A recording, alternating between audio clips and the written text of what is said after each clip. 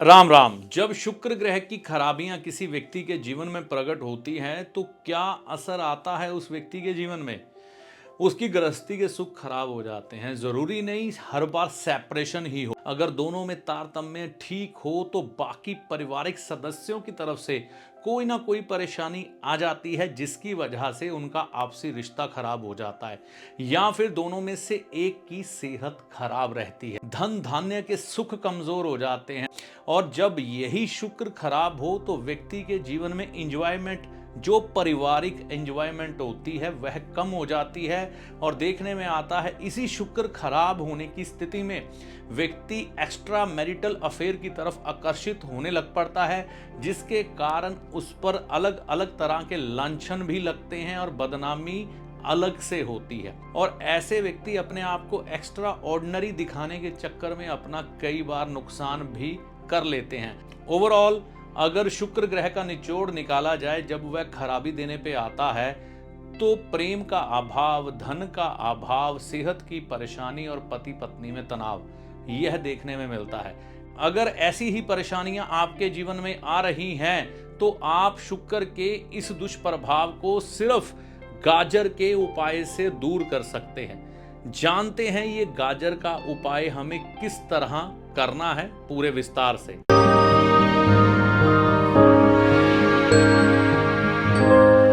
नमस्कार, मेरा नाम है पंडित अरविंद तिवारी। अगर इस चैनल पर आप पहली बार आए हैं या बहुत समय से इस चैनल के साथ चल रहे हैं तो जानकारी आपको मिलती रहे, नए नए वीडियो जब भी अपलोड हों तो चैनल को सब्सक्राइब करके जाइएगा पूरा वीडियो देखने के बाद। देखिए, शुक्र के जब दुष्प्रभाव आते हैं तो मैंने आपको कहा ना, तो व्यक्ति क्या होता है, इसका जीवन साथी भी कई बार चिड़चिड़ेपन का शिकार हो जाता है।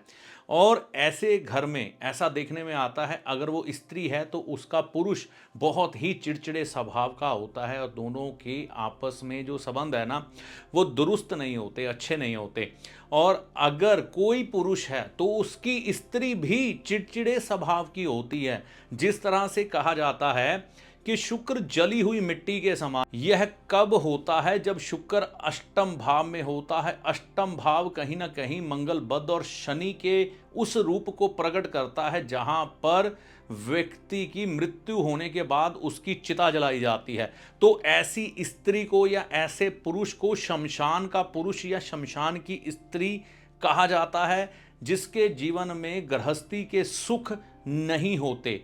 और ऐसे व्यक्ति के जीवन में ऐसे हालात बनने लग पड़ते हैं कि घर में अपने हित की कोई बात करना, जिसका भी शुक्र खुद का 8वें भाव में है अपने जीवन साथी के सामने, तो सामने वाले ने कभी उसका रिस्पॉन्स अच्छे से नहीं देना। यहां तक विवरण मिलता है कि ऐसे व्यक्ति के घर में दाल बड़ी पतली बनी थी, यानी कि पानी ज्यादा था, दाल कम थी, तो दाल देखने में एक एक दाना ढूंढना पड़ रहा था। और ऐसा व्यक्ति अपने जीवन साथी यानी कि अपनी धर्मपत्नी को कहता है कि आज दाल बहुत पतली बनी है, तो वो चिमटा हाथ में जो कड़छी पकड़ी होती है उसको पतीले पे मारकर बोलती है, चुपचाप खा लो जैसी बनी है। तो कहता ठीक है ठीक है, बहुत स्वाद है।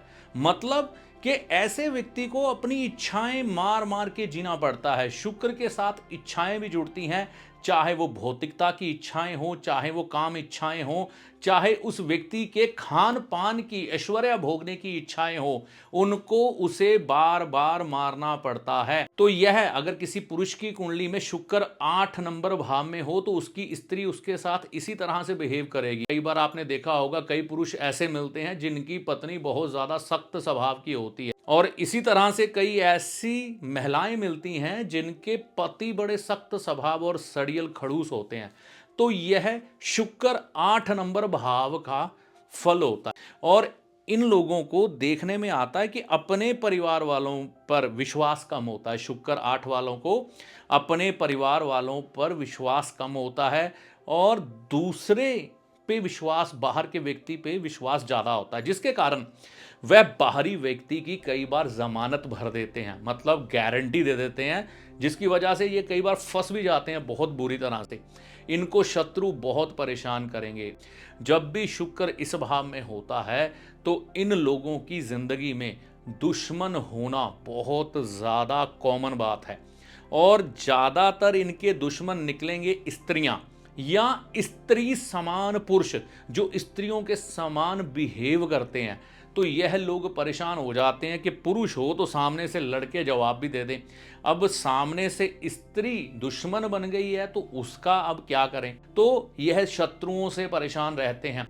आखिर में शुक्र खाना नंबर 8 का निचोड़ निकाला जाए ना, तो इनको अपना जीवन एडजस्टमेंट करके अपनी इच्छाओं को मारकर ही जीना पड़ता है और ऐसे व्यक्तियों के जीवन में सुख आए।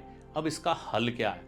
पहले तो ये समझ लें कि जब भी किसी का शुक्र भाव नंबर 8 में हो, उसे गाय की सेवा करनी ही करनी है, वो भी काले रंग की। अब ये किस दिन करनी है? शुक्रवार के दिन। शुक्रवार के दिन काले रंग की गाय को सफ़ेद रंग का जवार, जिसे हम चरी भी कहते हैं, सफ़ेद रंग का जवार आप पानी में भिगो सकते हैं। अगर पानी में ना भी भिगोना चाहें तो ऐसे ही दे सकते हैं। तो शुक्रवार के दिन सुबह के समय खिलाना शुरू करें। शत्रु जब ज़्यादा परेशान करें तो मंदिर जाना शुरू कर दें। अपना ये मस्तक अपने देवता या देवी के आगे, उनके चरणों में ज़मीन पर सर लगाकर माथा टेकना शुरू करें। बस प्रार्थना करें और घर आ जाएं। शुक्रवार के दिन जाएंगे तो बहुत बढ़िया, ठीक है ना। आप देखेंगे आपके शत्रु धीरे धीरे करके बैठने शुरू हो जाएंगे। कपड़ों के मामले में आप बहुत कंफ्यूज होते हैं, आपको मालूम ही नहीं पड़ता कौन से कपड़े पहने। स्त्रियां हो तो सबसे बड़ी मुसीबत है। पुरुष भी यहाँ पर कपड़ों के मामले में कंफ्यूज देखे गए हैं और इनके कपड़े पर जले का निशान आने की संभावना बड़ी ज़बरदस्त रहती है या कट जाता है।